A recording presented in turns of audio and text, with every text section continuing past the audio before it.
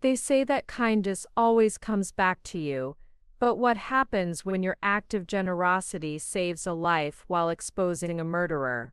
What happens when the birthday cake meant to kill you becomes the evidence that destroys your daughter-in-law's deadly scheme? What happens when you realize that the woman who married your son didn't just want your money, she wanted you dead, and she was willing to kill her own mother to cover her tracks? My name is Alice Constantine, and at 78 years old, I've learned that the most dangerous predators often wear the sweetest smiles. Before we jump back in, tell us where you're tuning in from, and if this story touches you, make sure you're a subscriber, because tomorrow, I've saved something extra special for you. Tell us a duh. For 18 months, I watched my son's wife slowly poison our family dynamics, but I never imagined she was planning to literally poison me on my birthday. Her mistake wasn't just underestimating an old woman's intuition, it was forgetting that sometimes the very kindness she despised in me would become the weapon that brought her down. This is the story of how a birthday cake meant to be my last meal became the evidence that saved my life and sent my daughter-in-law to prison for murder. It's a story about family betrayal, deadly ambition, and the moment when an act of compassion exposed a killer who thought she'd planned the perfect crime. My story begins in the coastal town of Millbrook, where I've lived for over 50 years in the same Victorian house that my late husband Leon and I bought when we were newlyweds. The house sits on Rosewood Avenue, with its wraparound porch and garden that's been featured in the local newspaper's Beautiful Homes section 3 times. After Leon passed away 2 years ago from a sudden heart attack, the house felt enormous and empty, filled with memories but lacking the warmth of daily conversation and shared meals. My son Jackson is 42 years old, a kind-hearted man who inherited his father's gentle nature and strong work ethic. He works as a civil engineer for the county, designing bridges and infrastructure projects that he talks about with the same enthusiasm Leon once showed for his carpentry work. Jackson has always been protective of me, especially after his father's death, calling every other day and visiting twice a week to check on the house and make sure I'm managing well on my own. When Jackson met Stephanie Brooks 2 years ago at a charity fundraiser for the local children's hospital, I was genuinely happy for him. He'd been alone for too long after his divorce 5 years earlier, and seeing him smile again reminded me of the joy he'd radiated as a child. Stephanie was 35, with striking auburn hair and green eyes that seemed to sparkle when she laughed. She worked as a pharmaceutical sales representative, which explained her polished appearance and persuasive manner of speaking. Their courtship was swift and intense. Within 6 months, Jackson was talking about marriage, describing Stephanie as the missing piece he'd been searching for his entire adult life. She was attentive to his needs, supportive of his career, and most importantly to Jackson, she seemed to genuinely care about his relationship with me. During family dinners, she would ask thoughtful questions about my garden, my volunteer work at the library, and my memories of raising Jackson as a single mother during Leon's frequent business trips. When Jackson and Stephanie married in a small ceremony at the Millbrook Community Center 14 months ago, I stood beside them with tears of joy in my eyes. Stephanie had insisted that I help plan the wedding, deferring to my experience and taste in ways that made me feel valued rather than pushed aside.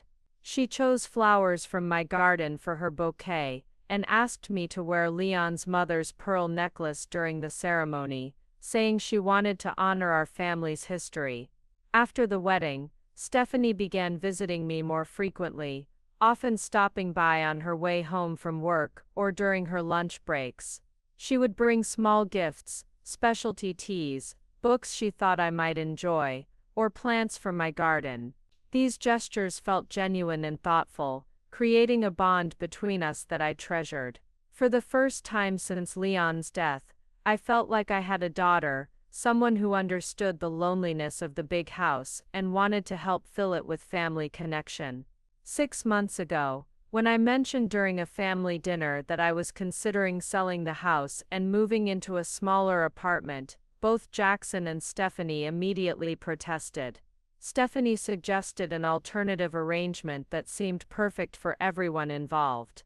She and Jackson would move into the main house with me, converting the finished basement into a comfortable apartment where they could have privacy, while still being close enough to help with daily tasks and household maintenance. The arrangement worked beautifully at first. Jackson handled the yard work and home repairs that had become challenging for me, while Stephanie helped with grocery shopping and meal preparation. We established routines that felt natural rather than forced: morning coffee together before they left for work, shared dinners 3 times a week, and weekend projects in the garden, where Stephanie proved to have an unexpected talent for growing herbs and vegetables. But as the months passed, I began noticing subtle changes in Stephanie's behavior that didn't quite align with the caring daughter-in-law she'd appeared to be. These changes were so gradual and seemingly minor that I questioned whether I was being overly sensitive or reading too much into innocent actions. Stephanie developed an unusual interest in my daily medications, frequently asking about my prescriptions and suggesting that I might be taking too many supplements. She volunteered to organize my pill organizer each week, claiming it would help ensure I didn't accidentally double dose or forget important medications. While her concern seemed caring, something about the way she studied my medication bottles and asked detailed questions about dosages made me uncomfortable. She also began asking probing questions about my financial arrangements, always framed as helpful concern for my future security. During casual conversations, she would inquire about my investment accounts, my life insurance policies, and my estate planning. When I mentioned that I'd updated my will after Leon's death, she expressed interest in understanding how I'd structured my assets to ensure Jackson's financial security. These discussions always made me feel slightly unsettled, though I couldn't articulate exactly why. Most concerning was Stephanie's gradual shift in how she spoke about my independence and cognitive abilities. She began making subtle comments about my memory, suggesting that I was becoming forgetful about conversations we'd had or appointments I'd scheduled. She would mention these observations to Jackson during dinner, always with apparent concern rather than criticism. But the frequency of these comments was creating a narrative about my mental decline that didn't match my own experience of my capabilities. 3 months ago, I began experiencing occasional episodes of nausea and dizziness that my doctor couldn't immediately explain. My blood test showed no obvious abnormalities, and my blood pressure and heart function were normal for someone my age. Dr.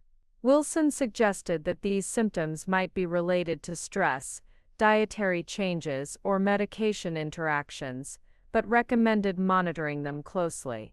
Stephanie was extremely attentive during these episodes, bringing me herbal teas that she claimed would help settle my stomach and encouraging me to rest while she handled household tasks. Her care seemed genuinely devoted, but I noticed that these episodes often occurred after meals that Stephanie had prepared or after drinking the special teas she brought me. The coincidence began to trouble me, especially when I realized that the symptoms never occurred when I ate meals I'd prepared myself or when Jackson cooked for us.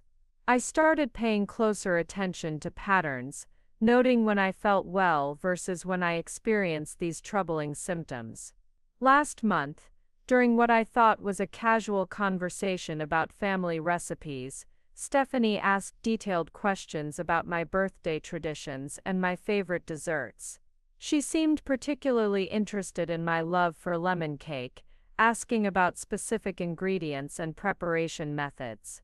At the time, I was touched by her interest in creating meaningful celebrations, but looking back I realized she was gathering information for a very different purpose.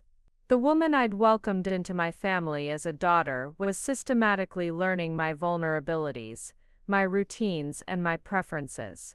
She was building a comprehensive understanding of my life, not to enrich it, but to end it. And she was planning to use my own birthday celebration as the perfect cover for murder. Preparing and narrating this story took us a lot of time, so if you are enjoying it, subscribe to our channel. It means a lot to us. Now back to the story.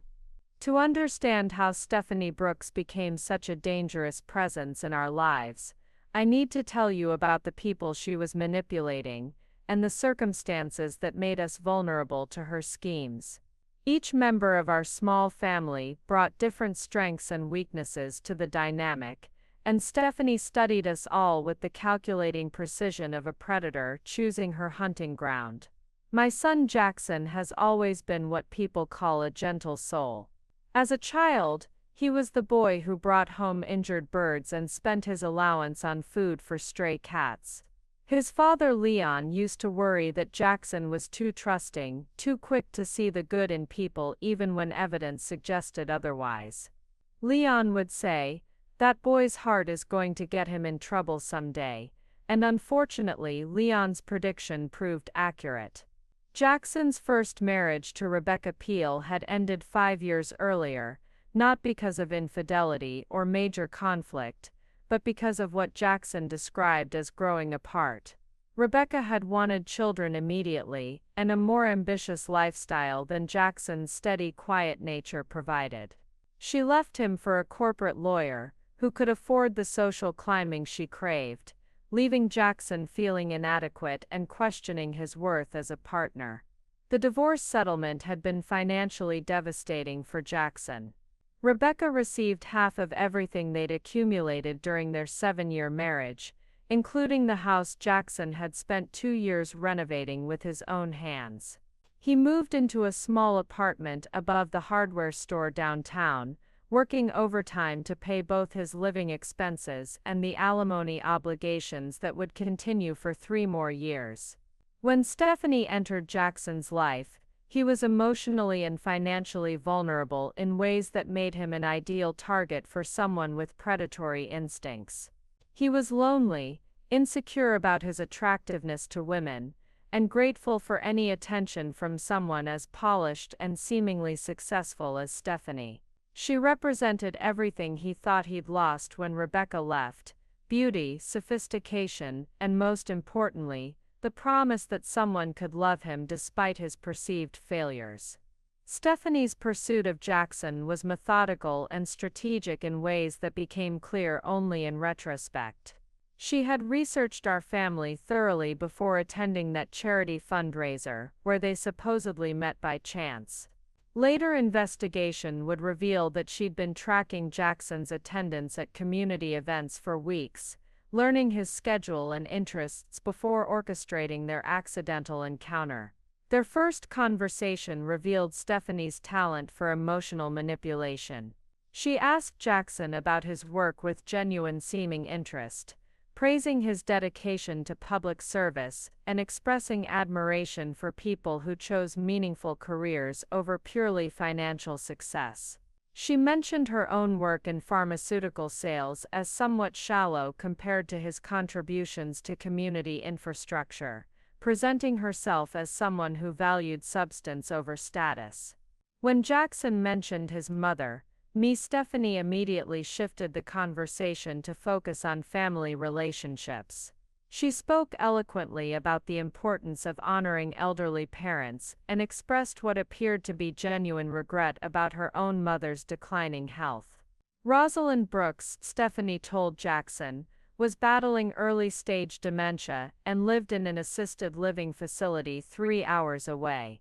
Stephanie described herself as an only child struggling to balance her career demands with her mother's increasing care needs. This fabricated vulnerability created an immediate bond with Jackson, who was still processing his own grief over Leon's death and worrying about my adjustment to widowhood.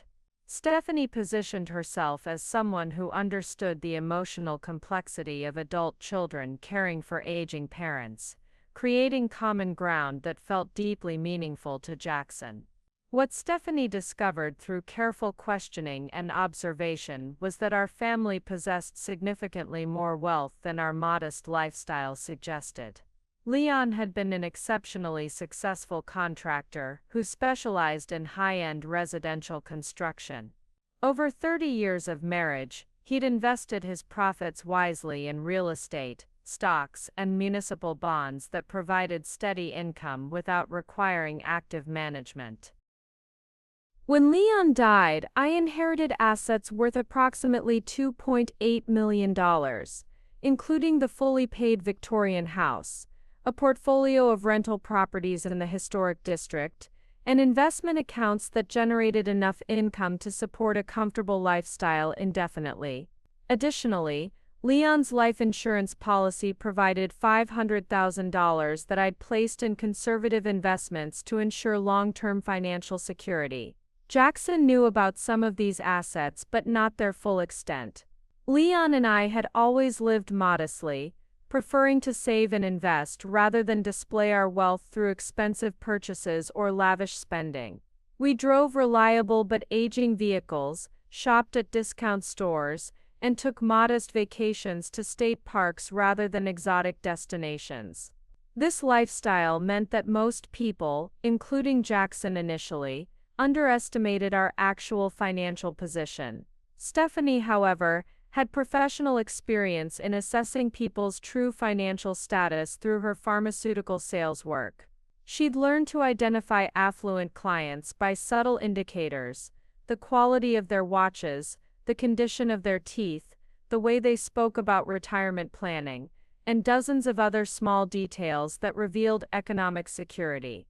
Within weeks of meeting Jackson, she'd accurately assessed that I represented a substantial inheritance opportunity. Stephanie's fictional account of her mother Rosalind's condition served multiple purposes in her manipulation strategy. First, it established her credibility as a devoted daughter dealing with elder care challenges, making her appear compassionate and responsible. Second, it provided a convenient excuse for frequent absences and mysterious phone calls that were actually related to her other criminal activities. Third, it created opportunities to discuss elder care medications, legal arrangements, and end-of-life planning in ways that seemed natural rather than suspicious. The real Rosalind Brooks, as I would later discover, was indeed Stephanie's mother, but she was neither elderly nor suffering from dementia. Rosalind was a vibrant 58-year-old woman who worked as a restaurant manager in the neighboring city of Clearwater and had no idea that her daughter was using her as cover for criminal enterprises. Stephanie had been estranged from her mother for over a decade following a series of financial betrayals that had destroyed their relationship. Rosalind had learned years earlier that Stephanie was willing to steal from family members, forge documents, and manipulate emotional relationships for personal gain. She'd attempted to protect herself and other relatives by cutting contact with Stephanie completely, changing her phone number and address multiple times to avoid her daughter's attempts at reconciliation. What Rosalind didn't know was that Stephanie was using their estrangement as part of an elaborate deception designed to facilitate elder abuse and murder. Stephanie also invested considerable effort in establishing herself as a valued member of the Millbrook community. She joined the hospital auxiliary where she'd supposedly met Jackson, volunteered for the annual Christmas toy drive, and became a regular attendee at the Methodist Church where Jackson and I had been members for decades. These activities provided her with social credibility and allowed her to gather information about other potentially vulnerable community members. Her pharmaceutical background gave her access to medical information and healthcare professionals that proved useful in planning her crimes. She could speak knowledgeably about medications, drug interactions, and medical conditions in ways that impressed healthcare providers and family members alike. This expertise made her suggestions about my health concerns seem professional and trustworthy rather than suspicious. Most importantly, Stephanie's community involvement created witnesses who would testify to her character if questions ever arose about her behavior toward me. She carefully cultivated relationships with people who would remember her as devoted, caring, and genuinely concerned about my well-being. These character witnesses would be crucial if she needed to defend herself against accusations of elder abuse or if she required support for having me declared incompetent. The foundation she built through these relationships was designed to support a long-term plan that extended far beyond simple theft. Stephanie was positioning herself to inherit everything I owned while maintaining the appearance of a loving daughter-in-law who'd done everything possible to care for an aging woman whose health had unfortunately declined, despite the best medical attention and family support. But Stephanie made one critical error in her assessment of our family. She assumed that my advancing age made me vulnerable to the same manipulation tactics that had worked on her previous victims.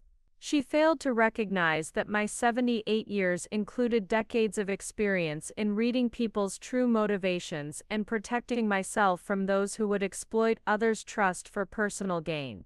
The transition from courtship to cohabitation revealed the true scope of Stephanie's planning and preparation.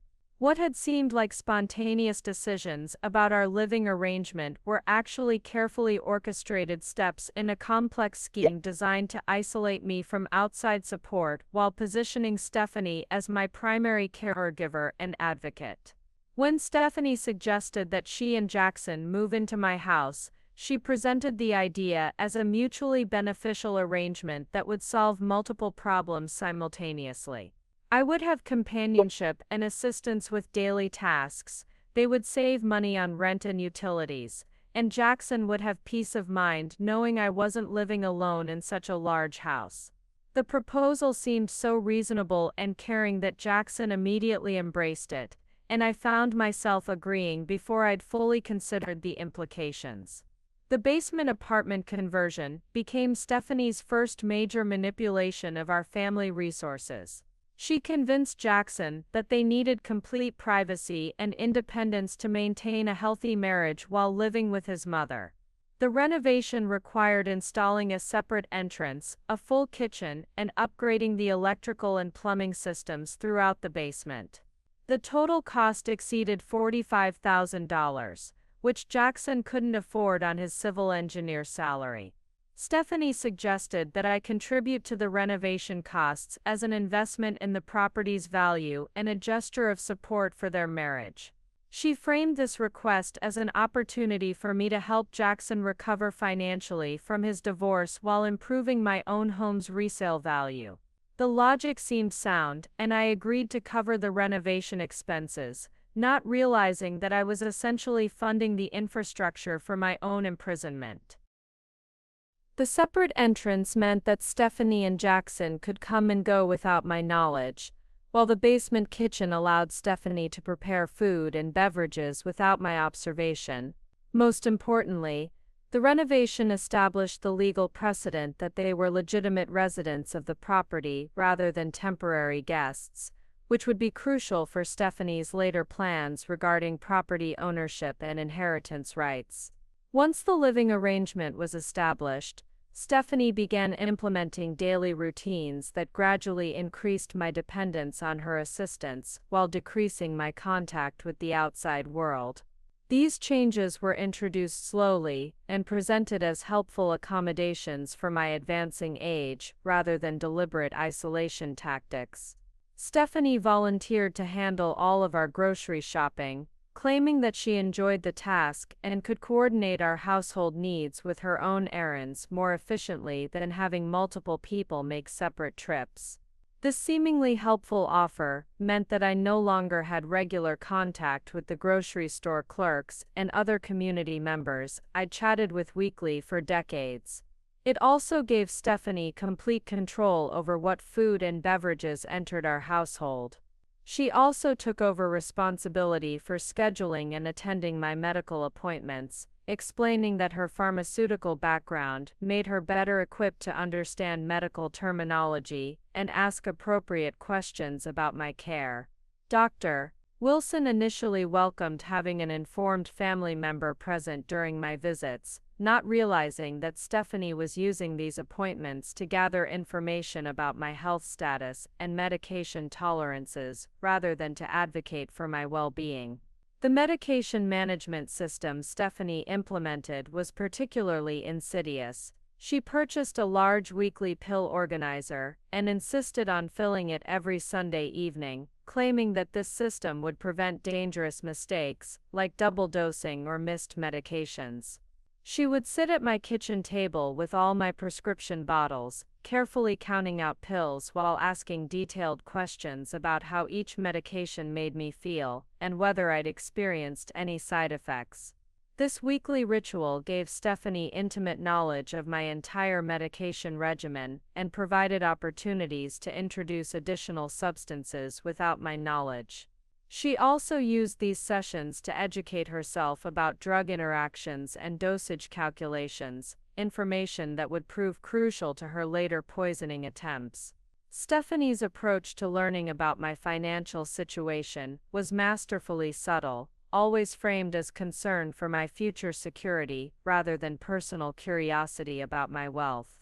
She began by expressing worry about elder financial fraud, sharing news stories about scammers who targeted senior citizens, and suggesting that I might benefit from having a younger family member monitor my accounts for suspicious activity.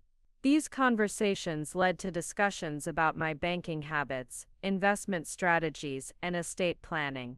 Stephanie praised my financial conservatism, while gently suggesting that my approach to money management might be outdated in the current economic climate. She offered to research modern investment options and financial planning strategies that might provide better returns or tax advantages for someone in my situation. During these discussions, Stephanie learned that I maintained accounts at 3 different financial institutions, held investment portfolios with 2 brokerage firms, and owned rental properties that generated monthly income. She discovered that my will was relatively simple, leaving everything to Jackson with provisions for educational funds for any future grandchildren. Most importantly, she learned that I'd never established power of attorney arrangements or advance directives that would specify my wishes regarding medical decisions if I became incapacitated. Stephanie immediately began suggesting that these legal gaps represented serious vulnerabilities that needed to be addressed. She researched elder law attorneys in our area and offered to help me schedule consultations to discuss updating my estate planning documents. Her apparent concern for my legal protection was actually reconnaissance for understanding the obstacles she would need to overcome to gain control of my assets. While establishing herself as my primary support system, Stephanie simultaneously began undermining my relationships with longtime friends and community connections. These efforts were so gradual and seemingly innocent that I didn't recognize the pattern until much later. When my friend Rosalind Peel called to invite me for our monthly lunch at the Tyrium downtown, Stephanie would express concern about my driving in traffic or mention that I seemed tired lately and might benefit from resting at home. She never directly discouraged these social activities, but her worried comments planted seeds of self-doubt about my capabilities and energy levels. She also began intercepting phone calls and visitors, always with seemingly protective intentions. When community members stopped by to invite me to church events or volunteer activities, Stephanie would thank them for thinking of me while explaining that I was having a difficult day or needed to limit my activities on doctor's orders. These well-meaning lies gradually reduced the frequency of invitations and social contact without anyone realizing that I was being systematically isolated. The most effective isolation technique was Stephanie's creation of a narrative about my increasing frailty and confusion. During social interactions, she would make subtle comments about my forgetfulness or physical limitations, always with apparent love and concern, rather than criticism. These observations would reach other community members, who began treating me with the gentle, protective attitude reserved for people experiencing cognitive decline. 2 months ago, Stephanie began discussing plans for my upcoming 78th birthday with an enthusiasm that touched my heart. She asked detailed questions about my favorite celebrations from previous years, my preferred types of cake and flowers, and the people I would most want to include in a special party. Her interest seemed genuine and loving, making me feel valued and cherished by my new daughter-in-law. Stephanie suggested that we plan something more elaborate than the usual family dinner, proposing a garden party that would showcase the beautiful flower beds I'd maintained for decades. She offered to handle all the arrangements, from invitations to catering, insisting that this celebration should be my opportunity to relax and enjoy being honored by the people who loved me. The guest list development became a crucial part of Stephanie's planning process. She encouraged me to invite everyone who'd been important in my life: longtime friends, church members, neighbors, and distant relatives I rarely saw but still cared about. The final list included nearly 30 people, representing the community connections that had sustained me through decades of joys and sorrows. What I didn't realize was that Stephanie was using this guest list for two purposes. First, she was identifying all the people who would need to witness my apparent good health and mental clarity on the day of the party, establishing that my death shortly afterward would seem sudden and unexpected, rather than the result of a gradual decline. Second, she was planning to use the birthday celebration itself as the perfect cover for murder, knowing that no one would suspect poisoning when the victim had just enjoyed a lovely party surrounded by people who loved her. The birthday cake became Stephanie's particular obsession. She researched bakeries throughout the region, claiming she wanted to find someone who could create something truly special for such an important milestone. She asked repeatedly about my favorite flavors, dietary restrictions, and any food allergies that might affect the cake selection. These questions seemed like the careful attention of someone planning a perfect celebration, but they were actually the methodical preparation of someone planning the perfect murder. The psychological warfare began so subtly that I initially attributed the changes in Stephanie's behavior to the natural adjustment period of sharing a household.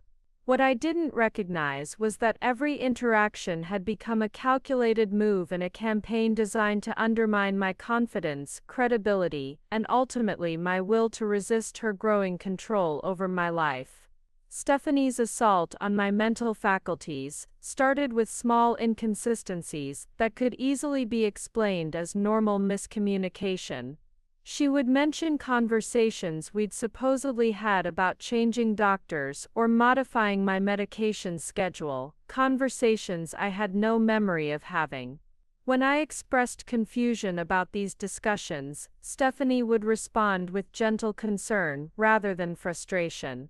"Oh, Alice, we talked about this just yesterday when you were having your afternoon tea," she would say with a soft smile. "Dr. Wilson suggested you might benefit from seeing a specialist about those dizzy spells. Don't you remember? You were so worried about the episodes getting worse." These fictional conversations were always about topics that would reasonably concern someone my age: health issues, safety concerns, or financial decisions that required family input.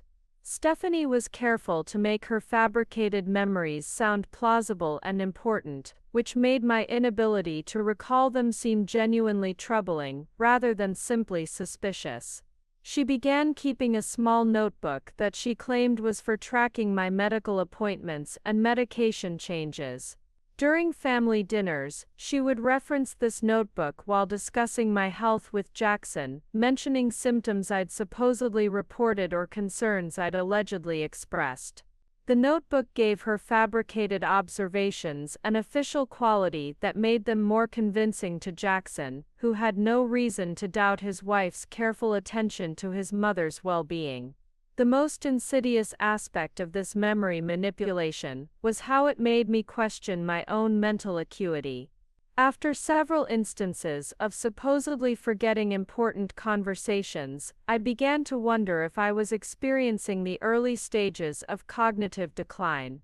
This self-doubt made me less likely to trust my own perceptions and more willing to defer to Stephanie's version of events. Stephanie's pharmaceutical background gave her sophisticated knowledge about how different medications could interact to create confusion, dizziness, and memory problems in elderly patients. She began making subtle suggestions about my medication regimen that seemed medically informed and genuinely concerned about optimizing my treatment. During our weekly pill organizing sessions, Stephanie would comment on the number of medications I was taking and suggest that some might be redundant or potentially harmful in combination. She researched each of my prescriptions online and would share articles about side effects or drug interactions that she claimed were relevant to my specific situation. "Alice, I've been reading about this blood pressure medication you're taking," she said one evening while organizing my pills. "The pharmaceutical literature suggests it can cause memory problems in some older patients. Maybe we should discuss alternatives with Dr. Wilson at your next appointment." These suggestions always sounded reasonable and were presented with apparent concern for my well-being. Stephanie never directly recommended changing my medications without medical supervision, but her comments planted seeds of worry about whether my current prescriptions were contributing to the symptoms I'd been experiencing. What I didn't realize was that Stephanie was simultaneously introducing additional substances into my weekly pill organizer. She had access to sample medications through her pharmaceutical sales work, including drugs that could cause the exact symptoms she was attributing to my prescribed medications. By adding small amounts of these substances to my pill organizer, she was creating the very problems she claimed to be concerned about. The dizzy spells and nausea I'd been experiencing weren't side effects of my legitimate medications or signs of advancing age. They were the result of deliberate poisoning designed to support Stephanie's narrative about my declining health and an increasing need for family supervision of my medical care. While undermining my confidence in my mental and physical capabilities, Stephanie also began creating situations that made me increasingly dependent on her assistance with financial and administrative tasks. She volunteered to help organize my paperwork, claiming that my filing system was outdated and potentially problematic if I ever needed to locate important documents quickly. This organizational assistance gave Stephanie access to detailed information about my financial accounts, insurance policies, and legal documents. She photographed important papers under the guise of creating backup records, claiming that having digital copies would protect me if the originals were ever lost or damaged in a natural disaster. Stephanie also began accompanying me to the bank for routine transactions, explaining that she wanted to learn about my banking preferences in case she ever needed to help me during an emergency. The bank staff welcomed her involvement, especially after she introduced herself as my daughter-in-law and explained that she was helping me stay organized as I got older. During these bank visits, Stephanie asked detailed questions about account access procedures, beneficiary designations, and the documentation required for various types of transactions. She presented herself as a responsible family member preparing to assist with financial management if I ever became unable to handle these matters independently. The bank personnel were impressed by Stephanie's apparent dedication to my welfare and began treating her as an authorized representative even though she had no legal authority to act on my behalf. This informal recognition would prove crucial if Stephanie ever needed to access my accounts or make financial decisions during a medical emergency that left me incapacitated. Stephanie invested considerable effort in establishing herself as my devoted caregiver within our social circle. She made sure to be visibly attentive during public appearances, always ready with a steadying hand if I stumbled slightly or a concerned question if I seemed tired or confused. At church functions and community events, Stephanie would position herself protectively near me while engaging in conversations with other attendees about the challenges and rewards of caring for an aging family member. She spoke eloquently about her commitment to ensuring my comfort and safety, earning praise from other community members who admired her dedication. These public displays of devotion served multiple purposes. They established Stephanie's reputation as a caring daughter-in-law who was doing everything possible to support my independence while acknowledging the realities of my advancing age. They also created witnesses who would remember her apparent concern and attentiveness if questions ever arose about the quality of care I was receiving. Stephanie also began documenting her caregiving activities through photographs and social media posts that portrayed our life together as warm and fulfilling. She would take pictures of us working in the garden together, sharing meals or attending family events, always with captions that emphasized her gratitude for the wisdom and love I brought to her life. These social media posts reached extended family members and distant friends who had limited direct contact with me. The images and descriptions created an impression of a thriving intergenerational household where Stephanie was learning from my experience while providing the physical assistance I needed to maintain my independence. As Stephanie's credibility within our community grew stronger, her efforts to isolate me from outside support became more aggressive. She began intercepting phone calls more frequently, always with explanations that seemed protective rather than controlling.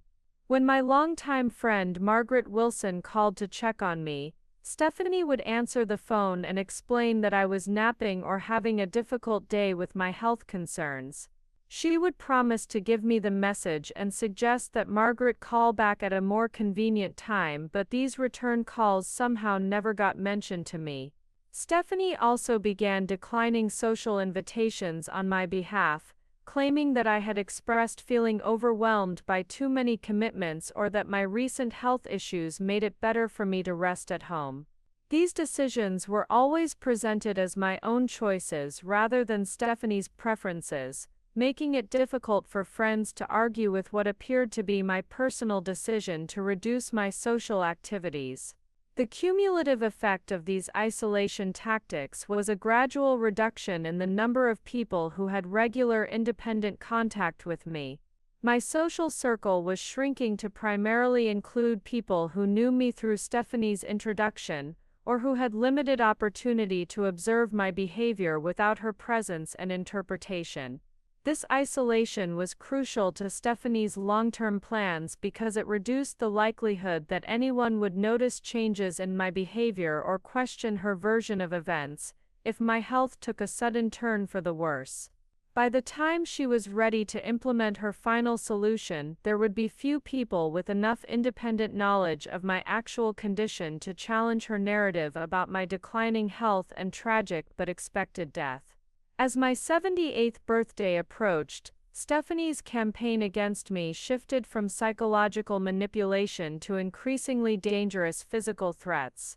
The woman who had spent months building her reputation as my devoted caregiver was now actively working to create accidents that would either injure me seriously or provide justification for more restrictive supervision of my daily activities. The first incident occurred on a Tuesday morning in early March while I was working in my herb garden. I had been tending to the early spring plantings when I noticed that the stone pathway leading to the potting shed had become unexpectedly treacherous. Several large stones had been loosened from their positions, creating uneven surfaces that would be difficult for anyone to navigate safely, particularly someone of my age. When I mentioned the pathway problem to Jackson that evening, Stephanie immediately expressed concern and volunteered to contact a landscaping company to assess the damage. She suggested that the winter freeze-thaw cycles might have shifted the stones, making the pathway dangerous for someone with my balance concerns. Her quick response and helpful attitude made her seem caring rather than suspicious. What I didn't realize at the time was that Stephanie had deliberately loosened those stones the previous evening, using tools from Leon's old workshop to create a hazard that could cause a serious fall. She had calculated the placement carefully, ensuring that any accident would likely result in a broken hip or head injury that could be life-threatening for someone my age. The second staged accident involved the bathroom grab bars that Jackson had installed after Leon's death to help me maintain my independence safely. I discovered during my morning routine that the bar beside the shower had been loosened significantly, making it unreliable for support when stepping in and out of the tub. Stephanie happened to be present when I mentioned this concerning development, and she immediately launched into a worried discussion about the importance of bathroom safety for elderly people. She insisted that we call a handyman immediately to inspect all the safety equipment throughout the house, expressing concern that other grab bars might also be failing due to age or improper installation. Her apparent vigilance about my safety impressed Jackson, who praised Stephanie for being so attentive to potential hazards that could threaten my well-being. Neither of us suspected that Stephanie had spent time in my bathroom the previous evening, carefully loosening the mounting screws just enough to make the grab bar unstable while leaving it appearing secure to casual observation. Stephanie's access to my medication supply allowed her to experiment with more aggressive poisoning tactics that created symptoms requiring medical attention. She began adding larger quantities of sample medications to my weekly pill organizer, calculating dosages that would cause more severe reactions without being immediately life-threatening. The most frightening episode occurred on a Saturday afternoon, when I suddenly experienced severe dizziness and nausea while preparing lunch in the kitchen. The symptoms were so intense that I had to sit down immediately, gripping the counter to avoid falling. My heart was racing, and I felt a disorienting sense of confusion that was unlike anything I'd experienced before. Stephanie appeared within minutes of my distress, having apparently heard me call out for help. She immediately took charge of the situation, helping me to the living room sofa and checking my pulse and blood pressure with medical equipment she kept in their basement apartment. Her professional demeanor and quick response made her seem like the perfect person to handle a medical emergency. After monitoring my vital signs, Stephanie suggested that we call Dr. Wilson to report the episode and discuss whether my medication regimen needed adjustment. She documented the symptoms carefully, creating a medical record that would support her narrative about my declining health and increasing need for supervision. What I couldn't have known was that Stephanie had added a substantial dose of a heart medication sample to my morning pills, creating the exact symptoms she was now treating with such apparent concern and competence. The episode was serious enough to require medical attention, but not severe enough to cause permanent damage or raise suspicions about deliberate poisoning. While creating these physical crises, Stephanie was also intensifying her preparation for gaining control of my financial assets. She had researched the legal requirements for establishing power of attorney or guardianship over an elderly person, learning that medical documentation of cognitive decline or physical incapacity was crucial for these proceedings. Stephanie began maintaining detailed records of every incident involving my health or safety, creating a comprehensive file that documented my supposed deterioration over several months. Her pharmaceutical background allowed her to write these reports using medical terminology that would be convincing to healthcare professionals and legal authorities. She also started recording our conversations without my knowledge, using her phone to capture interactions where I appeared confused or forgetful. These recordings were carefully edited to remove context that might explain my responses, creating audio evidence that seemed to support her claims about my cognitive decline. The most insidious aspect of Stephanie's documentation was how she used my own words against me. During conversations about my health concerns or memory lapses, She would ask leading questions designed to elicit responses that could be interpreted as evidence of incompetence or confusion. These recorded conversations would become crucial evidence if she ever needed to petition for legal authority over my affairs. As my birthday celebration planning intensified, Stephanie's research into poisoning methods became more focused and sophisticated. She spent hours online studying untraceable toxins that could be incorporated into food without affecting taste or appearance. Her pharmaceutical knowledge gave her access to information about drug interactions and lethal dosages that would be difficult for law enforcement to detect during routine autopsy procedures. Stephanie's particular interest in my birthday cake wasn't just about creating a memorable celebration. She was planning to use the cake as the delivery method for a poison that would kill me slowly enough to seem like a natural death from heart failure or stroke, conditions that would be reasonable for someone my age with my recent health concerns. The elaborate guest list for my birthday party would serve as witnesses to my apparent good health and happiness on the day of the celebration, making my death within days afterward seem sudden and unexpected rather than the result of a gradual decline. The timing would also ensure that the cake and any evidence of poisoning would be long gone by the time anyone thought to investigate the cause of my death. What Stephanie didn't anticipate was that her escalating campaign of physical and psychological abuse was finally becoming obvious enough for me to recognize the pattern. After months of questioning my own perceptions and attributing problems to natural aging, I was beginning to understand that someone was deliberately creating these dangerous situations. The realization that my own daughter-in-law was trying to kill me was devastating, but it was also empowering.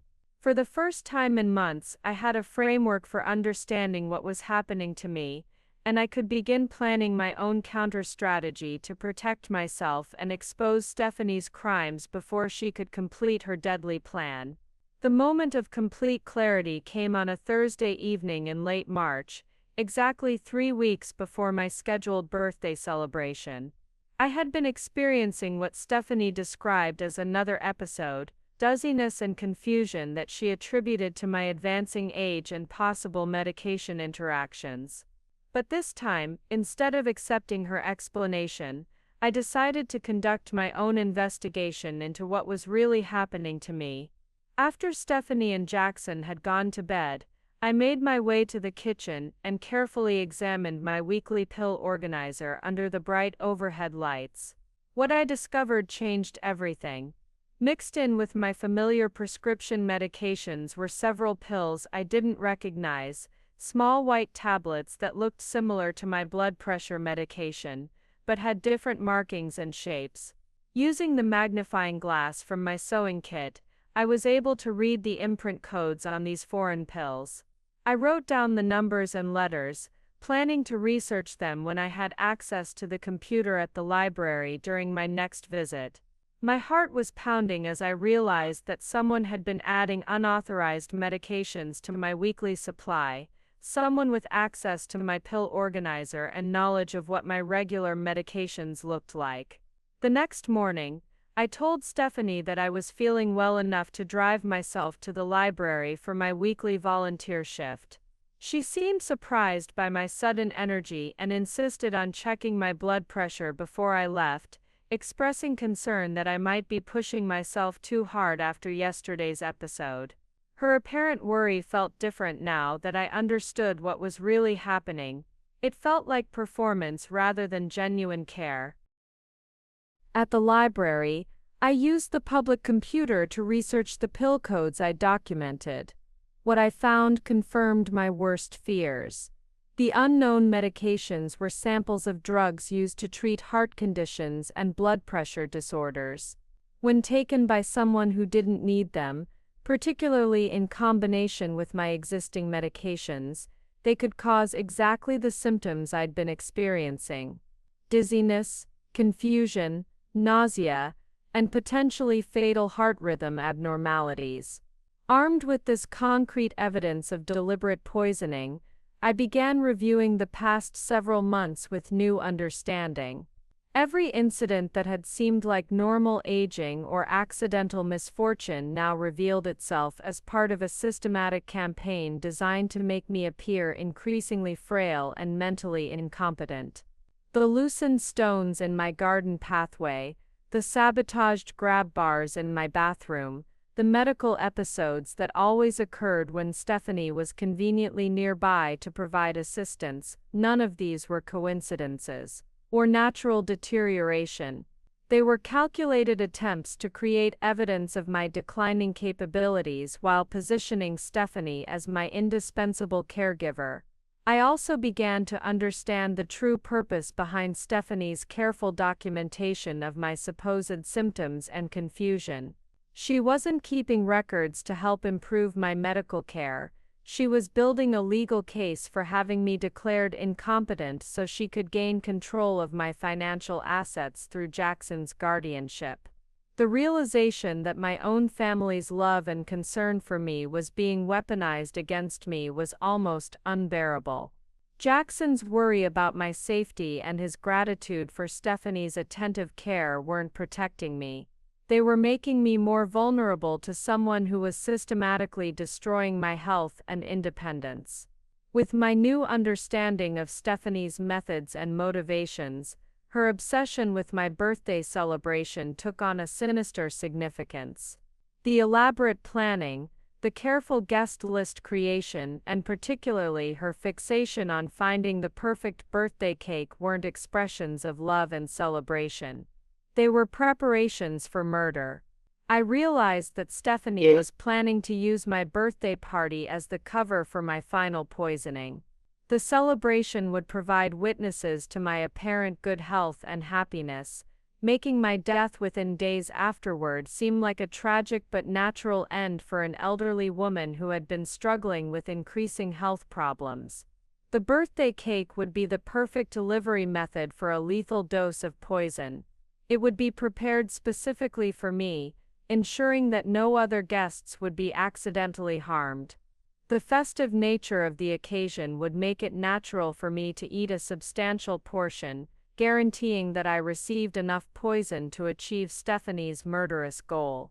Most cunningly, the cake would be completely consumed during the party, leaving no evidence for later toxicological analysis. Even if someone suspected poisoning after my death, there would be no physical evidence to support an investigation. Stephanie's accelerating timeline now made perfect sense. My birthday was only 3 weeks away, providing her with a definitive deadline for completing her scheme. She had spent months building the foundation for my apparent decline, creating medical documentation and community witnesses who would support her narrative about my deteriorating condition. The recent escalation in dangerous incidents wasn't random. It was Stephanie's final push to establish the medical and legal groundwork necessary for gaining control of my assets after my death. She needed documented evidence of my incompetence to prevent any challenges to Jackson's inheritance or questions about her role in managing my affairs. I also understood why Stephanie had been so insistent about updating my estate planning documents. She wanted to ensure that there were no legal complications that might delay Jackson's access to my assets or create opportunities for distant relatives to contest my will. For the first time in months, I felt truly alert and capable rather than confused and vulnerable.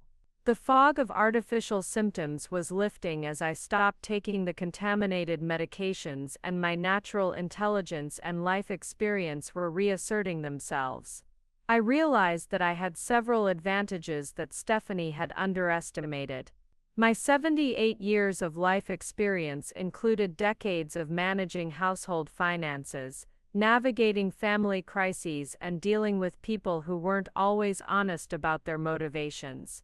I had survived the Great Depression as a child, raised a family during economic uncertainty, and managed a household and property investments after Leon's death. Most importantly, I understood that Stephanie's biggest vulnerability was her own arrogance. She had become so confident in her manipulation abilities that she was taking increasingly dangerous risks. Her staged accidents were becoming more obvious, her poisoning attempts were growing more aggressive, and her timeline pressure was forcing her to make mistakes that a more cautious predator would avoid. I began developing my own plan for gathering evidence and protecting myself during the remaining weeks before my birthday. I couldn't simply confront Stephanie directly, because she had too much credibility with Jackson and the community. I needed to build my own case systematically, documenting her crimes in ways that would be undeniable to law enforcement and convincing to Jackson when the truth was finally revealed. The woman who had entered our family as the perfect daughter-in-law was about to discover that her intended victim was far more formidable than she had calculated. Stephanie Brooks had made the fatal error of underestimating an elderly woman's capacity for survival, strategy, and righteous fury when protecting her family from a predator.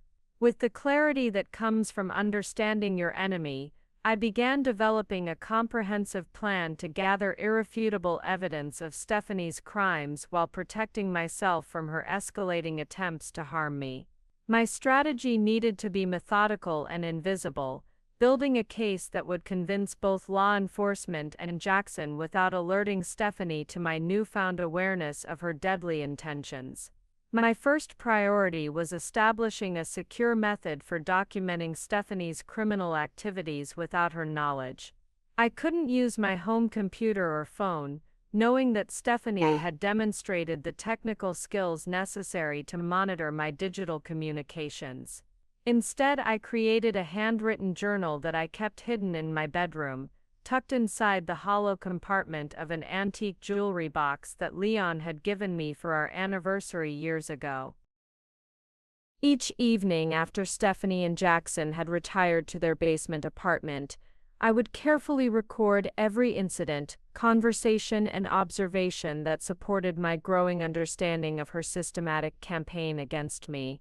I dated each entry precisely, and included specific details about times, locations, and witnesses that could be verified later by investigators. The journal entries covered everything from the unknown medications I'd discovered in my pill organizer to the staged accidents that had created apparent evidence of my declining physical capabilities. I documented Stephanie's questions about my financial assets, her manipulation of my medical appointments, and her gradual isolation of me from longtime friends and community connections. Most importantly, I began including detailed descriptions of my actual physical and mental condition on days when Stephanie claimed I was experiencing confusion or health episodes. These entries would provide a contemporaneous record that contradicted her fabricated accounts of my supposed decline. Working within the constraints of Stephanie's surveillance, I developed methods for gathering physical evidence that could support criminal charges against her. The contaminated medications she'd been adding to my pill organizer were my first priority, but I needed to collect samples without alerting her to my discovery. During our weekly pill organizing sessions, I began palming some of the unknown tablets while appearing to follow my normal routine of taking medications from the organizer. These samples were hidden in small envelopes that I labeled with dates and times, creating a chain of evidence that could be analyzed later by forensic laboratories. I also started paying closer attention to Stephanie's activities when she thought I wasn't observing her. Using the pretext of afternoon naps, I would lie quietly in my bedroom while monitoring the sounds of her movements throughout the house. This surveillance revealed that Stephanie was spending considerable time in areas where she had no legitimate reason to be, including my study where I kept important financial documents. The most revealing discovery came when I observed Stephanie using her phone to photograph pages from my investment account statements and insurance policies. She was clearly building her own database of my financial assets, confirming that her ultimate goal was gaining control of my wealth, rather than simply eliminating me as an inconvenience. Recognizing that I couldn't combat Stephanie's campaign alone, I began carefully reaching out to people outside her sphere of influence, who might be able to provide assistance when I was ready to expose her crimes. This outreach had to be extremely subtle, as Stephanie had demonstrated her ability to intercept my communications and manipulate my social interactions. My first ally was Rebecca Peel, my old friend who worked as a retired nurse at the county hospital. During one of our infrequent phone conversations that Stephanie hadn't intercepted, I mentioned casually that I was having some concerns about medication interactions and wondered if Rebecca might have time to discuss them privately. Rebecca immediately offered to meet me at the library during one of my volunteer shifts, providing a safe location for confidential conversation. When I showed Rebecca the unknown pills I'd discovered in my medication organizer, her medical training allowed her to identify them immediately as drugs that could cause serious harm when taken inappropriately. More importantly, Rebecca understood the criminal implications of someone secretly administering these medications to an elderly person. Rebecca agreed to help me document the evidence properly and suggested that we contact her nephew Alec Wilson, who worked as a detective with the state police. Alec's law enforcement background would be crucial for ensuring that any evidence we gathered would be admissible in court and that the investigation would be handled by professionals who specialized in elder abuse cases. While gathering evidence of Stephanie's crimes, I also needed to protect my assets from her attempts to gain unauthorized access. My research at the library had revealed that financial exploitation often preceded physical harm in elder abuse cases, as perpetrators typically tried to steal their victims' money before eliminating witnesses to their crimes. I contacted my financial advisor, Jasper Constantine, and arranged a private meeting at his downtown office. Without revealing the full scope of my suspicions about Stephanie, I explained that I wanted to establish additional security measures for my accounts and investments. Jasper helped me implement new authentication procedures that would require in-person verification for any significant transactions or account changes. I also updated my will and power of attorney documents through a different attorney than the one Stephanie had recommended, ensuring that my estate planning couldn't be manipulated without my direct involvement. These new documents included specific provisions that would prevent anyone from gaining control of my assets through claims of mental incompetence without multiple medical evaluations and court oversight. Most importantly, I arranged for a substantial portion of my liquid assets to be transferred to a trust account that couldn't be accessed without the joint approval of both Jasper and my attorney. This protection would ensure that even if something happened to me before I could expose Stephanie's crimes, my wealth wouldn't become the reward for murder. As my birthday approached, I realized that Stephanie's timeline was creating both maximum danger and maximum opportunity. Her commitment to using my birthday celebration as cover for murder meant that she would have to take increasingly bold actions that might expose her criminal intentions to witnesses. I began planning my own timeline for revealing Stephanie's crimes, calculating the optimal moment to contact law enforcement while ensuring my safety during the critical days leading up to my birthday party. The evidence I was gathering would be most powerful if I could catch Stephanie in the act of attempting to poison the birthday cake, but this strategy required precise timing and careful coordination with Detective Wilson. Rebecca and I developed a communication system that would allow me to summon help quickly if Stephanie's behavior became immediately threatening. We established code words that I could use during seemingly innocent phone conversations to alert Rebecca that I needed emergency assistance. Most importantly, I prepared myself psychologically for the revelation that would devastate Jackson when he learned the truth about his wife. Protecting my son from the emotional trauma of discovering Stephanie's betrayal was almost as important as protecting myself from her murderous intentions. The next few weeks would test everything I'd learned about survival, strategy, and the deadly game that Stephanie thought she was winning. But for the first time since this nightmare began, I felt confident that I had the tools and allies necessary to turn the hunter into the hunted. The strength of my resistance to Stephanie's deadly campaign depended entirely on the quality of allies I could recruit without alerting her to my growing awareness of her crimes. Each person I brought into my confidence represented both additional protection and increased risk, as Stephanie had demonstrated her ability to manipulate social relationships and monitor my communications. Rebecca Peel proved to be an invaluable ally whose nursing background provided both medical expertise and professional connections that were crucial for building my case against Stephanie. During our second confidential meeting at the library, Rebecca brought detailed information about the contaminated medications I'd discovered, including research about their potential effects when administered to elderly patients without medical supervision. "Alice, what you're describing isn't just elder abuse," Rebecca explained as she reviewed the evidence I'd gathered. "This is attempted murder using sophisticated knowledge of drug interactions and dosages. Whoever is doing this has access to pharmaceutical samples and understands exactly how these medications will affect someone your age." Rebecca's analysis confirmed my suspicions about Stephanie's pharmaceutical background being central to her murder plot. More importantly, Rebecca's professional credibility would be essential for convincing law enforcement that my accusations weren't the paranoid delusions of an elderly woman experiencing cognitive decline.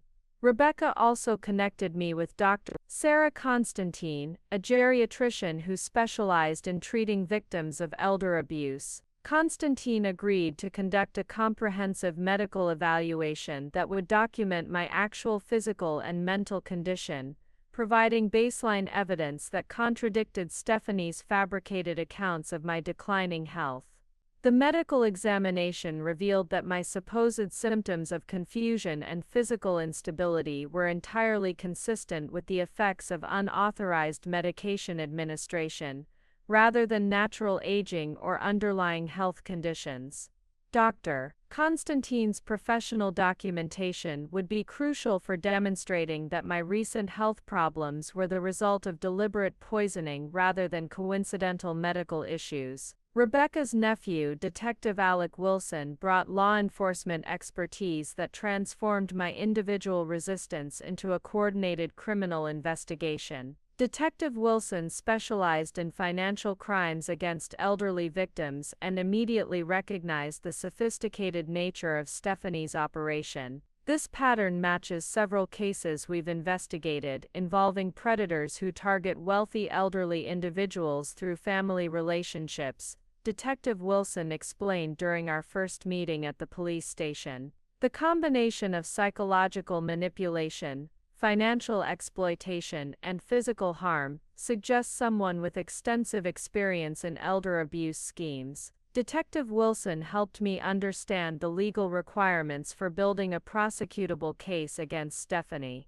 The evidence I'd gathered was substantial, but we needed additional documentation to prove criminal intent and establish a clear timeline of her systematic campaign against me. Working with Detective Wilson, we developed a plan for conducting covert surveillance of Stephanie's activities while protecting me from immediate physical danger. The detective arranged for unmarked patrol cars to monitor our house during high-risk periods and established protocols for emergency response if Stephanie's behavior became immediately threatening. Most importantly, Detective Wilson initiated background investigations into Stephanie's previous addresses and employment history. What these investigations revealed was shocking and confirmed my worst fears about the woman who had married my son. Detective Wilson's research uncovered evidence that Stephanie Brooks had been using multiple identities over the past decade, moving from state to state and leaving a trail of unexplained deaths among elderly family members of men she'd married or befriended. In Pennsylvania, she had been Jennifer Stevens, whose elderly father-in-law died suddenly after a brief illness that doctors couldn't clearly diagnose. In Ohio, she was Sandra Bradford, whose wealthy grandmother suffered a fatal fall downstairs that family members suspected wasn't accidental. Each identity change coincided with significant financial windfalls that Stephanie had acquired through inheritance or insurance claims related to elderly deaths in her vicinity. The pattern was clear to law enforcement professionals, but in each previous case, Stephanie had disappeared before investigations could be completed or charges filed. "She's what we call a black widow predator," Detective Wilson explained. "Someone who systematically targets vulnerable people through emotional relationships, then eliminates them for financial gain. The elderly are particularly attractive victims because their deaths often appear natural and inheritance motivations seem normal."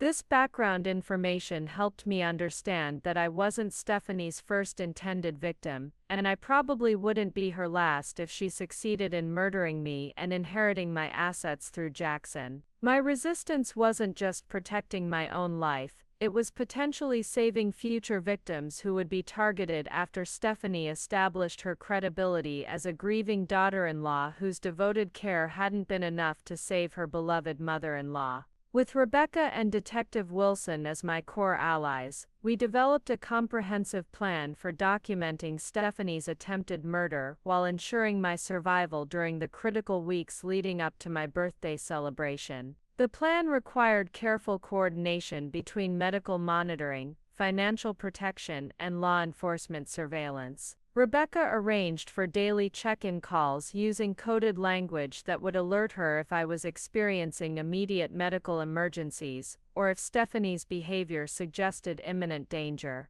Dr. Constantine provided medical protocols for treating potential poisoning symptoms and established emergency procedures for hospitalization if Stephanie succeeded in administering dangerous substances. Detective Wilson coordinated with federal authorities who specialized in prosecuting criminals who operated across state lines. Stephanie's pattern of identity changes and interstate movement made her case a federal priority, ensuring that resources would be available for comprehensive investigation and prosecution. We also developed contingency plans for protecting Jackson and other family members if Stephanie realized that her cover had been blown and decided to eliminate multiple witnesses rather than simply completing her original murder plot. Detective Wilson arranged for protective surveillance that would activate immediately if Stephanie showed signs of escalating her timeline or expanding her target list. As we approached the final 2 weeks before my birthday celebration, every member of our alliance understood that Stephanie would be forced to reveal her true intentions as her self-imposed deadline approached.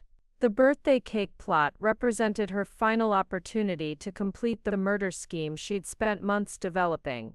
Our challenge was documenting her attempted poisoning without allowing her to succeed in killing me or any other innocent victims who might accidentally consume contaminated food during the celebration. This required precise timing, careful surveillance, and coordination between multiple agencies that would need to intervene at exactly the right moment to catch Stephanie in the act while preventing any actual harm. The woman who thought she was orchestrating the perfect murder was about to discover that her intended victim had assembled a formidable team of professionals who understood her methods and were prepared to use her own timeline against her. With only 10 days remaining until my birthday celebration, Stephanie's behavior shifted into a mode of barely controlled urgency that confirmed everything Detective Wilson had predicted about how predators behave when approaching their self-imposed deadlines. Her mask of caring concern was beginning to slip as the pressure of completing her murder plot within a specific time frame forced her to take increasingly bold and revealing actions. The first sign of Stephanie's growing desperation came when she suddenly announced that she had found the perfect bakery for my birthday cake. A small specialty shop in the neighboring town of Clearwater that she claimed could create exactly the type of elaborate lemon cake I'd mentioned preferring. What made this choice suspicious was Stephanie's insistence that she handle all communication with the bakery personally, claiming that the baker required specific instructions about dietary restrictions and decoration preferences. Detective Wilson's surveillance team confirmed that Stephanie had visited this bakery 3 times in the past week, spending far more time inside than would be necessary for simple cake ordering. More concerning, the bakery owner later told investigators that Stephanie had asked detailed questions about food preparation timing and had specifically requested that the cake be prepared on the morning of my party rather than the day before, as was standard practice. This timeline preference made perfect sense from a poisoning perspective. Stephanie wanted to minimize the time between introducing lethal substances into the cake and my consumption of it, reducing the chances that the poison might degrade or be detected before serving. Her insistence on morning preparation also gave her the opportunity to be present during the final decoration phase, when she could most easily add her deadly ingredients without witnesses. Stephanie also intensified her efforts to establish medical documentation that would support her narrative about my declining health. She scheduled an additional appointment with Dr. Wilson, claiming that my recent episodes of confusion and dizziness were becoming more frequent and severe. Her goal was clearly to create a medical record that would make my sudden death from apparent heart failure or stroke seem like the expected outcome of deteriorating health. What Stephanie didn't know was that Dr. Constantine had already contacted Dr. Wilson to discuss my case, alerting him to the possibility that my symptoms might be artificially induced rather than naturally occurring. When Stephanie brought me to the appointment, Dr. Wilson was prepared to document her behavior and statements rather than simply accepting her version of my condition. During the appointment, Stephanie's performance was almost theatrical in its intensity. She provided detailed descriptions of symptoms I'd supposedly experienced, always when Jackson wasn't present to confirm or contradict her accounts. She expressed elaborate concern about my safety and repeatedly suggested that my condition was deteriorating more rapidly than anyone expected. Dr. Wilson's careful questioning revealed several inconsistencies in Stephanie's timeline and descriptions that would be crucial evidence for the criminal case. More importantly, his medical examination found no evidence of the cognitive decline or physical instability that Stephanie claimed to observe daily. As the party planning reached its final stages, Stephanie's control over every detail became obsessive and revealing. She insisted on personally handling all food preparation and presentation, claiming that she wanted everything to be perfect for such an important milestone celebration.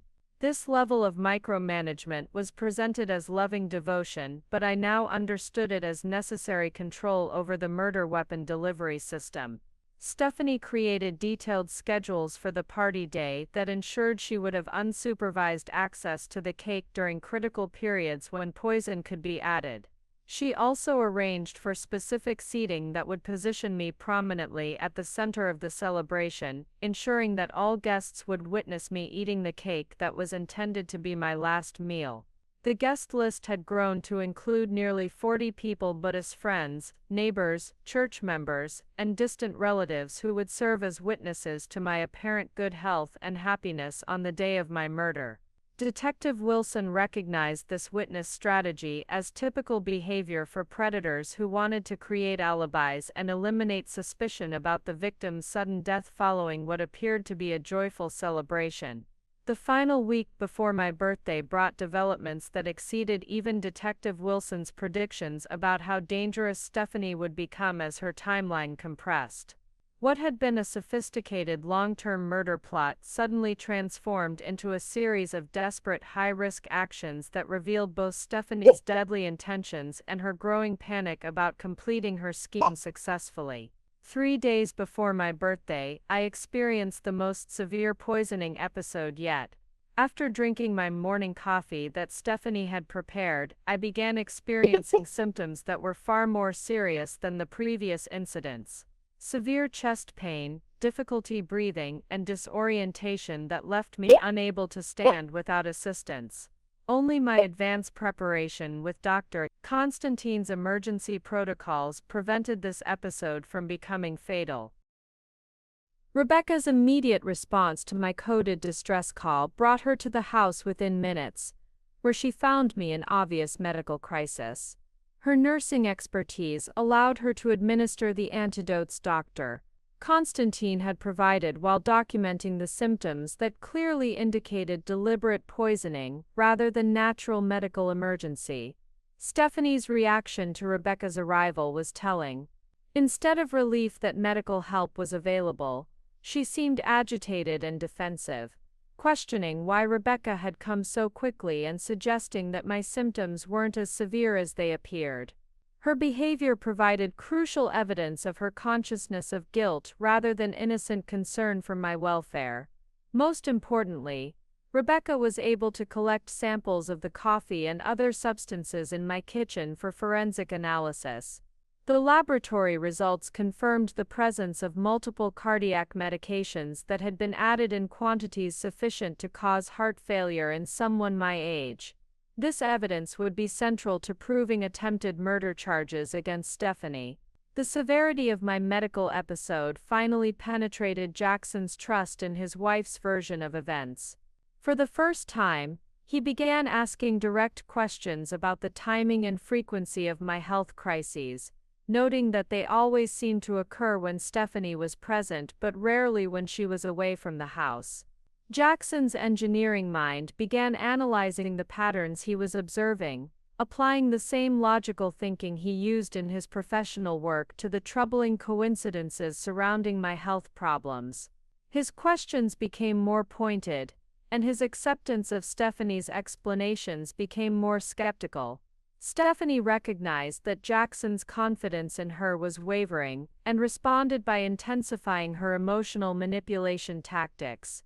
She expressed hurt and confusion about his apparent doubt in her dedication to my care, claiming that the stress of watching me deteriorate was affecting her own emotional stability. But Jackson's newfound skepticism was exactly what Detective Wilson had hoped would develop as Stephanie's deadline pressure forced her to take more obvious risks.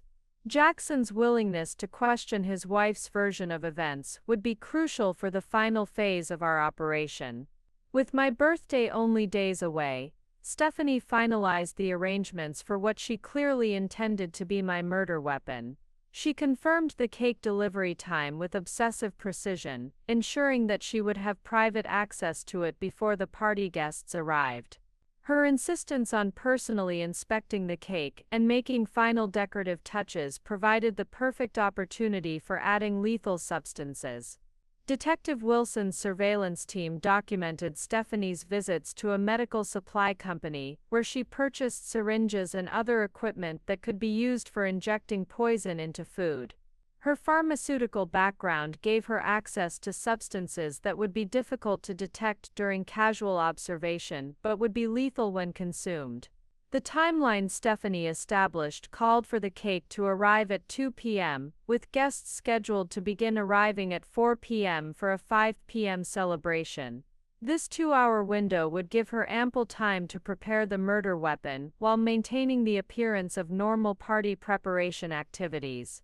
Working with Detective Wilson and Rebecca, we developed the final phase of our counter-operation.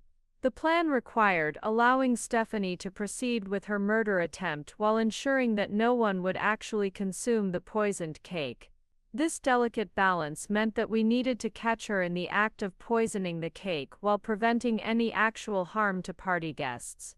Detective Wilson arranged for undercover officers to be present among the party guests, positioned to intervene immediately if Stephanie's behavior suggested immediate danger to anyone present. Rebecca would monitor my condition throughout the celebration, prepared to administer medical treatment if Stephanie had found alternative methods for delivering poison. Most importantly, we planned to document Stephanie's cake tampering, using hidden cameras that would provide irrefutable evidence of her attempted murder. The video footage would eliminate any possibility that she could claim the poison had been added accidentally or by someone else. The woman who thought she was finally achieving her perfect murder was walking directly into a trap that would expose her crimes and ensure that justice was served for all her victims, past and future. My 78th birthday arrived with the deceptive beauty of a perfect spring morning. The garden was blooming magnificently, the weather was ideal for an outdoor celebration, and our guests would soon arrive to share what Stephanie believed would be my final day alive. But beneath the surface of this lovely gathering, a deadly game of cat and mouse was reaching its climactic moment. At precisely 2 p.m., the bakery delivered my birthday cake, an elaborate 3-layer lemon creation decorated with sugar flowers and elegant script wishing me many happy returns. Stephanie's performance of delight and anticipation was flawless as she directed the delivery person to place the cake on the kitchen counter where she could add some final personal touches before the celebration began. From my position in the living room, I watched through the hidden cameras Detective Wilson had installed as Stephanie carefully unpacked a small medical kit from her purse. The surveillance equipment captured every detail as she filled a syringe with clear liquid from a small vial, then methodically injected the poison into multiple locations throughout the cake layers. Her technique was professional and efficient, suggesting extensive practice with this murder method. She injected the poison into the areas where the largest pieces would typically be cut, ensuring that I would receive a lethal dose regardless of which portion of the cake I consumed. The injection sites were carefully concealed within the decorative frosting, making the tampering virtually invisible to casual observation. At 2:30 p.m., 30 minutes before guests were scheduled to arrive, an unexpected visitor arrived at our front door. Rosalind Brooks, Stephanie's actual mother, had driven from Clearwater after receiving a concerning phone call from Detective Wilson about her daughter's activities. The real Rosalind was nothing like the frail, dementia-stricken woman Stephanie had described to our family.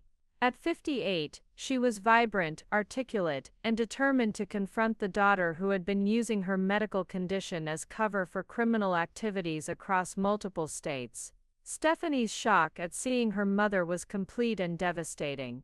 Her carefully constructed identity began crumbling immediately as Rosalind's presence contradicted years of lies about family circumstances and personal history.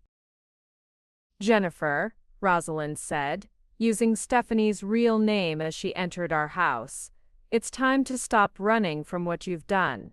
These people deserve to know who you really are." Faced with the collapse of her cover story and the presence of unexpected witnesses, Stephanie made a desperate decision that revealed both her murderous intentions and her maternal feelings for her mother. In a moment of what might have been genuine emotion, she grabbed a large piece of the poisoned cake and offered it to Rosalind. "Mother, you look tired from your drive," Stephanie said, with false sweetness while pushing the cake toward Rosalind. "Why don't you try some of Alice's birthday cake? I made it especially for this celebration." But Rosalind, who had been warned by Detective Wilson about her daughter's poisoning methods, recognized the gesture for what it was, an attempt to eliminate the witness who could destroy Stephanie's false identity completely. "I'm not hungry, Jennifer," Rosalind replied firmly. "But I think Alice should have the first piece of her own birthday cake. It's her special day after all." At that moment, Detective Wilson and his team emerged from their concealment, having captured everything on video. Jackson appeared from where he had been watching in stunned silence as his wife's true nature was revealed through her mother's testimony and the evidence of the poisoned cake. Stephanie Brooks, also known as Jennifer Stevens and Sandra Bradford, Detective Wilson announced, "You are under arrest for attempted murder, elder abuse, and conspiracy to commit financial fraud." The confrontation that followed was swift and definitive. Stephanie's mask of caring devotion disappeared completely, replaced by cold calculation and fury at being caught. She made no attempt to deny her crimes, instead expressing anger that her foolish sentimental mother had ruined years of careful planning. "Do you have any idea how much money you've cost me?" Stephanie snarled at Rosalind. This old woman was worth nearly $3 million, and all I had to do was wait for her to die naturally from the medications I was giving her. Her confession was being recorded by multiple devices, providing irrefutable evidence of her criminal intent and methods. More importantly, her words revealed the full scope of her cold-blooded calculation and complete lack of remorse for her attempted murder. The most heartbreaking aspect of Stephanie's exposure was watching Jackson process the truth about the woman he had loved and trusted completely. His face reflected the devastating realization that his entire marriage had been a lie, that his wife had been systematically attempting to murder his mother while manipulating his emotions to facilitate her crimes. Jackson's protective instincts finally emerged as he positioned himself between Stephanie and me, ensuring that she could never again threaten my safety or manipulate our family relationships for criminal purposes. The aftermath of Stephanie's arrest brought both justice and healing, though the road to recovery would prove longer and more complex than any of us had anticipated. As the handcuffs clicked around her wrists and Detective Wilson read her rights, I felt a mixture of relief, vindication, and profound sadness for the family relationships that had been destroyed by her calculated cruelty. Detective Wilson's investigation revealed that Stephanie's crimes extended far beyond her attempt to murder me. Federal authorities connected her to 7 suspicious deaths across 4 states, each involving elderly victims who had died shortly after she entered their families through marriage or employment relationships. The pattern was consistent and damning and systematic poisoning disguised as natural age-related decline, followed by substantial financial inheritances that funded her next identity and location change. The forensic analysis of my birthday cake confirmed the presence of a lethal cocktail of cardiac medications that would have caused rapid heart failure if consumed. The dosage was calculated with professional precision, designed to kill quickly while appearing to be a natural cardiac event that wouldn't trigger immediate autopsy or investigation. Stephanie's pharmaceutical background had provided her with both the knowledge and access necessary to perfect her murder methods over nearly a decade of predatory activity. Her sample collection from work included drugs that were difficult to detect in routine toxicology screenings, making her previous victims' deaths appear natural until investigators began looking for specific substances. Stephanie's trial became a landmark case in elder abuse prosecution, with her conviction on multiple counts of attempted murder, conspiracy, financial fraud, and interstate criminal activity. The video evidence of her poisoning my birthday cake, combined with her recorded confession and the testimony from her previous victims' families, resulted in a life sentence without possibility of parole. During the sentencing hearing, Rosalind Brooks provided victim impact testimony that revealed the long-term psychological damage Stephanie had inflicted on her own family before turning her predatory skills against strangers. Rosalind's courage in confronting her daughter and cooperating with law enforcement had been crucial for stopping Stephanie's murder spree. The judge's sentencing statement acknowledged that Stephanie represented a particularly dangerous type of predator who exploited society's trust in family caregivers to commit crimes against the most vulnerable members of our communities. Her life sentence ensured that she would never again have the opportunity to target elderly victims. Jackson's recovery from the emotional devastation of discovering his wife's true nature required extensive counseling and support from both family and professional therapists. The realization that he had been manipulated into facilitating his mother's attempted murder created complex feelings of guilt, anger, and betrayal that took months to process. But Jackson's fundamental character, the gentleness and loyalty that had made him vulnerable to Stephanie's manipulation, also provided the foundation for his healing. His protective instincts toward me grew stronger as he understood how close he had come to losing his mother to a predator who had exploited his love and trust, Our relationship deepened through shared experience of survival and mutual understanding of how thoroughly we had both been deceived. Jackson learned to trust his instincts again, while I gained deeper appreciation for his inherent goodness and his willingness to acknowledge difficult truths when presented with undeniable evidence. My experience with Stephanie's predatory campaign transformed me from a victim into an advocate for elder abuse prevention and awareness. Working with Rebecca, Detective Wilson, and victims' rights organizations, I began speaking at community events and professional conferences about recognizing the warning signs of financial and physical exploitation of elderly people. The story of my survival resonated with audiences because it demonstrated that elderly victims weren't helpless when armed with knowledge, allies, and determination to fight back against predators. My age became an asset rather than a vulnerability, providing credibility and inspiration for other potential victims who might recognize similar patterns in their own situations. Today, as I tend my garden and celebrate birthdays with genuine joy rather than fear, I reflect on how surviving Stephanie's murder plot taught me that strength and vulnerability aren't opposites, they're complementary aspects of a full life. My 78 years of experience became the weapon that defeated someone who thought age made me an easy target. The birthday cake that was meant to be my last meal instead became the evidence that sent a serial killer to prison for life. And the act of kindness I might have shown, offering the first piece to my guest's mother, became the moment when justice prevailed over evil. Sometimes the hunter does become the hunted, and sometimes a grandmother's intuition and determination are more powerful than a predator's careful planning. In the end, Stephanie Brooks learned that underestimating an elderly woman's capacity for survival was the most fatal mistake she could have made. Up next, you've got 2 more standout stories right on your screen. If this one hit the mark, you won't want to pass these up. Just click and check them out. And don't forget to subscribe and turn on the notification bell so you don't miss any upload from us.